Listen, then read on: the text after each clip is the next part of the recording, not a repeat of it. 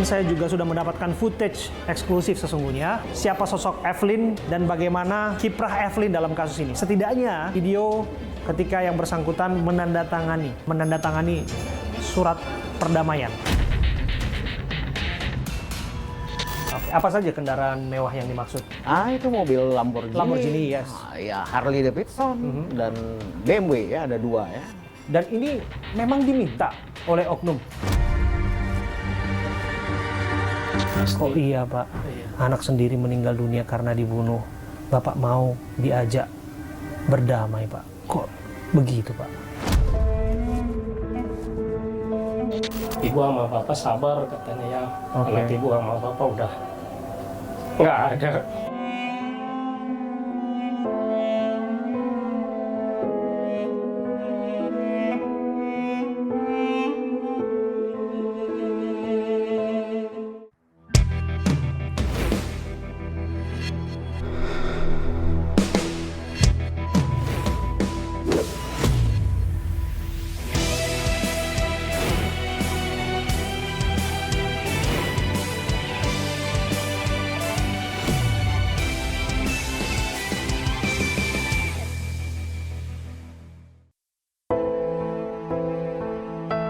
Seorang remaja 16 tahun FA menjadi korban pelecehan berujung kematian oleh anak pengusaha sebuah klinik kesehatan pada 22 April 2024 silam. Kedua orang tua FA tidak menyangka anak perempuan kesayangan yang meninggal secara tak wajar. Selain itu, keluarga pun kaget mendengar ada upaya suap dan pemerasan hingga puluhan miliar rupiah terkait kasus kematian FA. Kedua orang tua FA pun meminta agar kasus ini segera diselesaikan. Sobat, saya Abraham Silaban. Saya ada di Jalan Angke Jaya, Kelurahan Angke, Kecamatan Tambora, Jakarta Barat. Apa yang membawa saya ke sini? Yang membawa saya ke sini adalah rasa penasaran, rasa ingin tahu untuk mengulik kembali perkara yang melibatkan AKBP Bintoro. Kasus dugaan pemerasan yang mana namanya disebut-sebut menerima sejumlah uang untuk mempengaruhi proses penyidikan terhadap kasus pembunuhan. Seorang berinisial AF, 16 tahun, yang menjadi korban atas 2 orang tersangka, Arif Nugroho dan Muhammad Bayu Hartanto, yang prosesnya kini sudah dilimpahkan ke kejaksaan. Tapi di balik ini semua ternyata ada gugatan secara perdata kepada AKBP Bintoro, mantan Kasat Reskrim Polres Jakarta Selatan. Di sana dia disebutkan menerima sejumlah uang, hampir 20 miliar rupiah, tepatnya 17,1 miliar. Hal ini kemudian membuka mata publik apa iya sesungguhnya di balik proses hukum yang sedang berjalan ada upaya untuk mempengaruhinya lewat pemberian sejumlah uang kepada para penyidik. Yang jelas AKBP Bintoro sudah menepisnya, yang mengatakan bahwa cek rekening korannya, cek komunikasinya, dia tidak pernah berkomunikasi sama mereka-mereka yang disebutkan adalah orang-orang tersangka dalam kasus pembunuhan. Yang bersangkutan sudah dipatsus, bahkan kami mendapatkan informasi juga AKBP Gogo Galesung juga turut dipatsus, diselidiki, termasuk beberapa penyidik yang berkaitan dengan kasus ini. Saya ingin ajak Anda untuk menuju ke kediaman almarhumah AF, seorang remaja 16 tahun yang menjadi korban.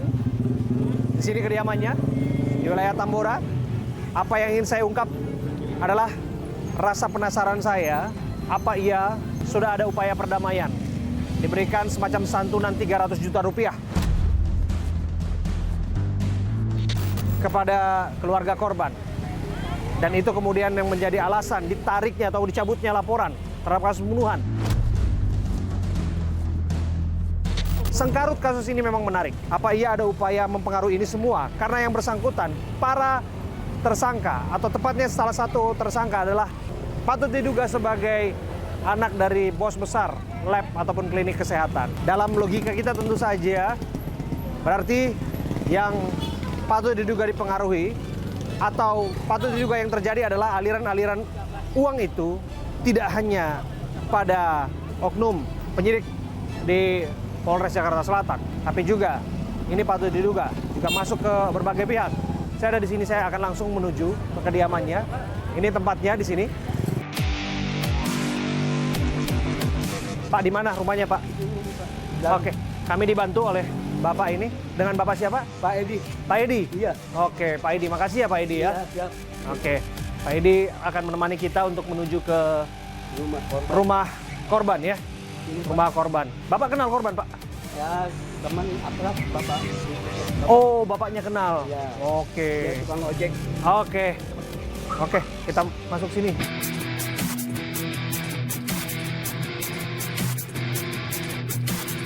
Ya. Kita telusuri.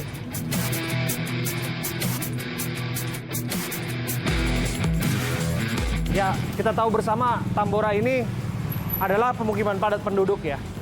Kita akan lihat kediamannya. Penting, sangat penting bagi kita untuk kembali mengawali ini semua lewat mereka yang disebutkan sebagai korban. Biarkan keluarga korban yang bicara. Oh, ini kediamannya, Pak? Iya. Oke, makasih ya, Pak. Masih ke dalam, Pak. Oh, masih ke dalam lagi? Iya. Oke.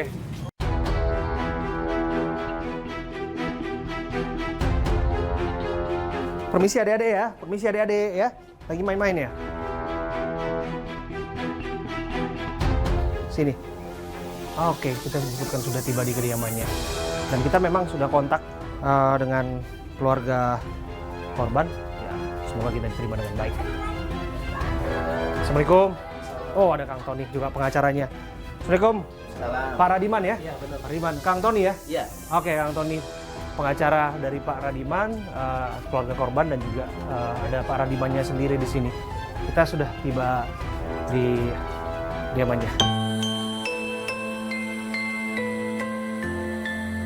Izin kami boleh masuk ya Pak Radiman ya? Iya, Pak. Iya, Pak. Ya. Cuman Oke, kita lihat dulu ini ya, kediaman Pak Radiman. Udah berapa lama tinggal di sini, Pak? oh, saya sejak kecil kan. Ini rumah orang tua sih, Pak. Rumah orang tua. Rumah orang tua ya.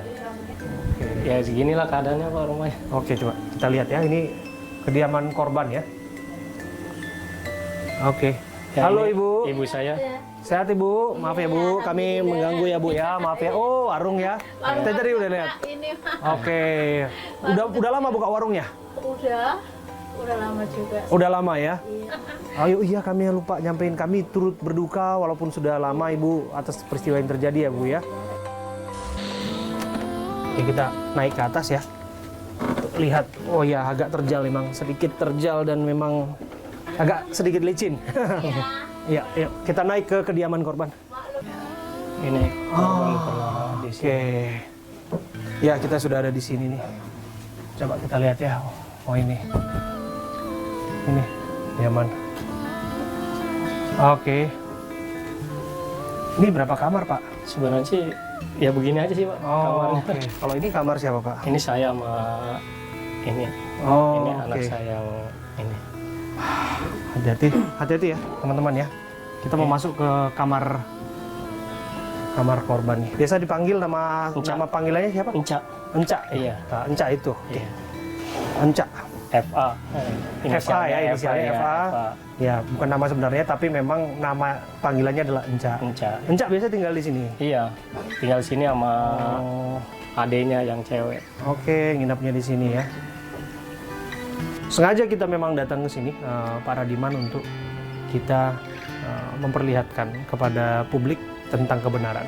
Mungkin nggak sebagai orang tua nggak pernah kebayangin anak sampai begitu gitu istilahnya. Tidak pernah ya, Nggak Pak ya? pernah sama sekali.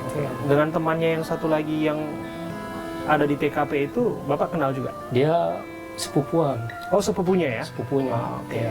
Sampai pada akhirnya Bapak pertama kali mengetahui Iya. bahwa anak Bapak ini meninggal dunia, Iya. itu siapa yang memberitahu dan kapan itu, Pak? Kalau pada waktu itu saya kurang ingat, maksudnya tanggal dan ininya. Cuman saya ingat dari pihak Polres ngabarin ke istri, kan istri yang megang HP. Oke.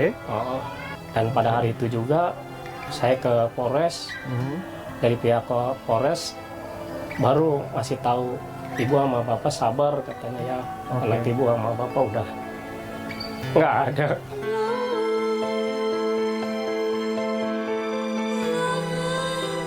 baru dari situ Pak kita berdua sama istri sempat Terpukul ya Pak. ya pasti Pak.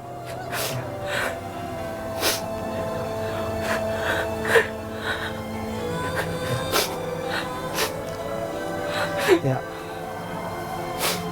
Ya saya juga bisa merasakan ya. Pastilah. Sekalipun itu sudah Iya. berlalu hampir setahun lamanya, tapi ini pasti Ya Pak, ya pasti sangat melukai ya Pak ya. pasti Pak.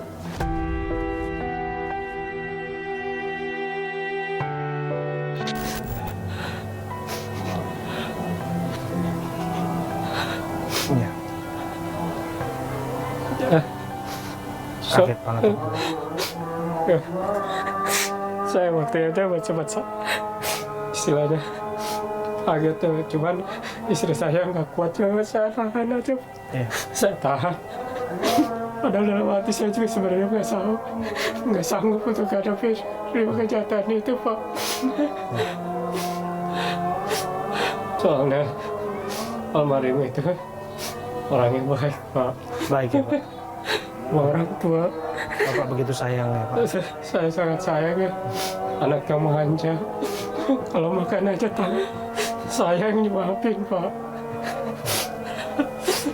Sampai usianya juga sudah 16 tahun Bapak. Iya, kadang saya udah makan belum saya. Belum. Tetap makan ya Bapak suapin ya. Dia baru mau makan. Kadang saya dari situ Pak. Saya pikir udah nggak bakalan, maksudnya kasusnya Bu, ini lagi Pak. Saya tahunya udah tinggal nunggu sidang. Iya. Saya sempat kayak begini kan. Iya. Saya sempat jadinya kepikiran lagi Pak. Gimana, Pak? Karena setelah ramai lagi kan. Iya. Waktu itu Bapak yang mengambil jenazah dari rumah sakit. Iya. Oke. Saya yang ambil berdua sama istri.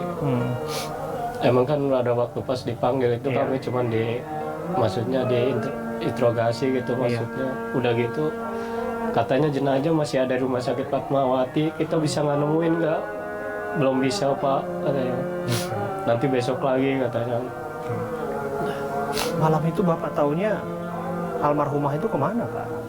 Yang saya tahu Pak, katanya ke Hotel Senopati gitu doang. Saya sendiri nggak tahu itu di mana Hotel Senopati, saya juga nggak tahu. Pamitan nggak waktu itu Pak? Kan posisinya sekarang semenjak nikah udah tinggal sama suaminya di sana. Jadi paling ibunya aja yang sering kontek-kontekan. Ya karena saya sendiri kan nggak megang HP, weh. Oke. Ini saya nggak tahu gimana ininya perkembangannya. Jadi istri saya yang tahu. Nah, waktu itu Pak yang disampaikan kepada Bapak, Iya. anak Bapak meninggal gara-gara apa?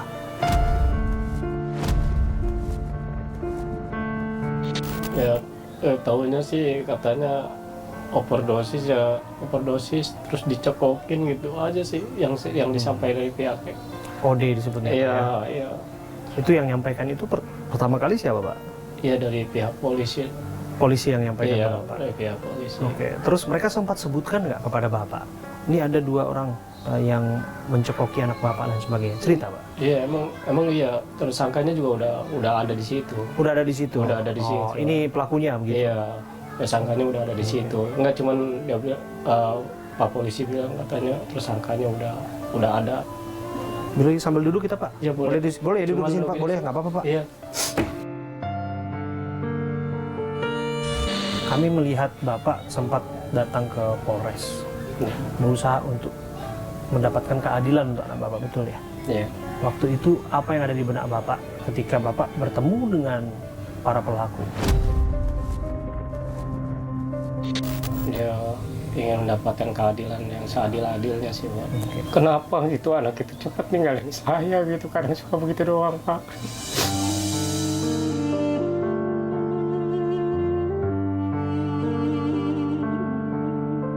Kami turut berduka sekali lagi ya Pak ya. Makasih Pak. Iya. Ya. Berkenan kita untuk meneruskan ini Pak. Bapak masih mau meneruskan? Silakan. Ya. Yang kami ingin tahu sebetulnya Pak ya, Bapak itu udah bertemu pengacara dulu, baru dikontak oleh pihak pengacara tersangka, atau seperti apa jelasnya?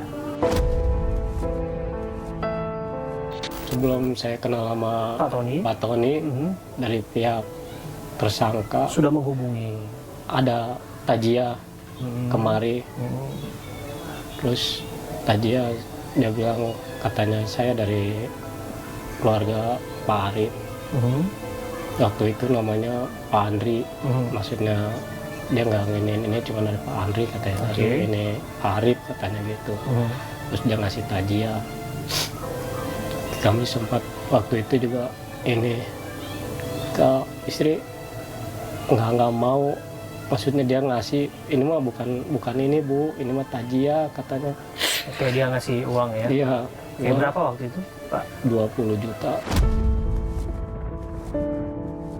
20 atau 30, Pak? 20 juta. 20 juta. Oke, yang mengantarkan pengacaranya atau dari keluarganya? Dia bilang katanya dari pihak, maksudnya masih keluarga dari istri, katanya dari istri. Dari keluarga istri Pak Arif katanya. Waktu itu Bapak tahu nggak Pak Arif Nugroho ini ternyata disebutkan sebagai anaknya satu lab kesehatan? Nggak tahu sama sekali, Pak. Nggak tahu, Pak? Nggak tahu, saya nggak tahu dia apa. Dia orang kaya apa saya nggak tahu. Apa yang mereka sampaikan? Ya, yang dia sampaikan ya maksudnya kita Berdamai sajalah. kekeluargaan, sebenarnya bahasanya bukan damai sih, kekeluargaan. Kita selesaikan dengan cara kekeluargaan gitu. Lagi 7 harian dia ngasih buat sedekahan, dia datang lagi sama istri, maksudnya istri tersangka Pak Arif, datang bawa pampers, bawa ini untuk cucu saya. Gitu kan, kita lama-lama juga nggak enak, Pak. Kalau sering dikasih gitu kan. Ya udah dah, kita sama keluarga ya udah gimana ininya gitu. Cuman waktu itu dari pihak, maksudnya dari istri bilang kok mesti pakai ini gitu pengacara. Maksudnya ya udah, untung dari saudara istri ada, ya itu saya dikenalin dengan Pak Tony. Nah, waktu itu Pak, Bapak sudah kenal dengan seorang pengacara yang namanya Ibu Evelyn itu? Oh belum. Belum. Itu saya tahu Ibu Evelyn itu pas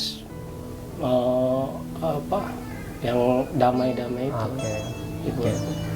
Dan waktu selama Bapak menjalani proses itu, untuk upaya damai atau penyelesaian secara kekeluargaan itu, selain bahwa Bapak sebutkan ada itikat dari pihak keluarga tersangka, tapi Bapak semacam ada diminta juga tidak? Atau ada masukan-masukan dari penyidik tidak, Pak? Atau polisi yang sebut udah damai aja? Ada nggak bahasa itu, Pak? Oh, nggak ada.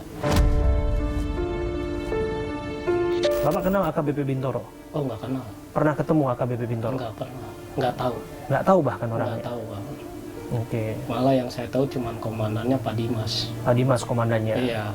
Yang saya tahu pas waktu itu, dia ya pokoknya intinya kita sering kontak sama Pak Dimas. Oke. Apa yang disampaikan Pak Dimas?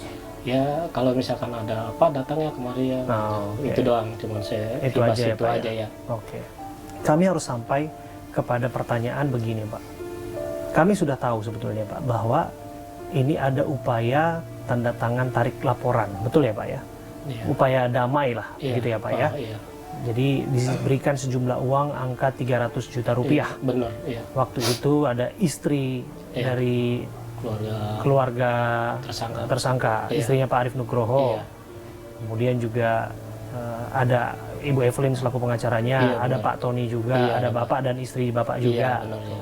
Nah, saya juga sudah menyaksikan itu videonya, Pak. Oh iya udah. Itu. Dan Bapak disampaikan ke Pak Tony juga tuh bahwa ini konsekuensinya ada tangan segala macam gitu kan. Benar, Dan dikeluarkanlah sejumlah uang gitu, Pak. 300 juta. Betul. Cash ya, Pak. Itu Cash uang itu, tunai ya. Tunai. Itu angka 300 juta. Bapak minta nggak uang itu? Pertama dia ngasih 200. Cuman 200 saya kan ini lagi sama istri. 200 katanya. Kira-kira bisa nggak misalkan lebih dari segini gitu. Ya kita kan maksudnya nego gitu kan. Iya. Maksudnya terus ya dia baru bisa ngasih kesanggupan, saya cuma bisa ngasih dengan angka 300 itu.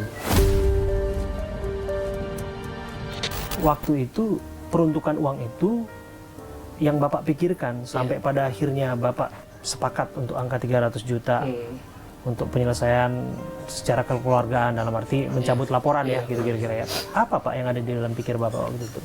Ya namanya kita ya orang nggak punya apa ya, apalagi emang pada waktu itu juga saya lagi kelibat istilah utang ekonomi lah. Bapak juga terlilit utang. Iya, kelilit utang. Karena memang terjepit secara ekonomi. Benar, Pak, ya. karena Nggak ada alasan lain Pak, nggak ya? ada Pak, nggak ada kepikiran lain.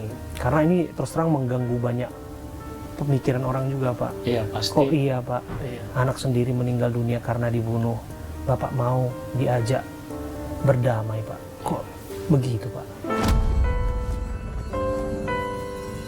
Ya emang yang tadi saya bilang, saya juga kan nggak enak sama pihak, maksudnya keluarga tersangka yang selalu ngasih. Oke. Ya dari situ ya kita juga merasa, apalagi Oke. dia bilang katanya saya juga punya istri tersangka, punya anak seumuran cucu saya. Bapak kan cabut laporan. Iya. Nah, waktu itu kasusnya selesai gitu aja atau gimana Pak yang dijelaskan kepada Bapak? Yang dijelaskan ya kata kuasa hukum saya, Pak Tony, ini kasus tetap lanjut Pak Radiman katanya, walaupun kita udah berdamai.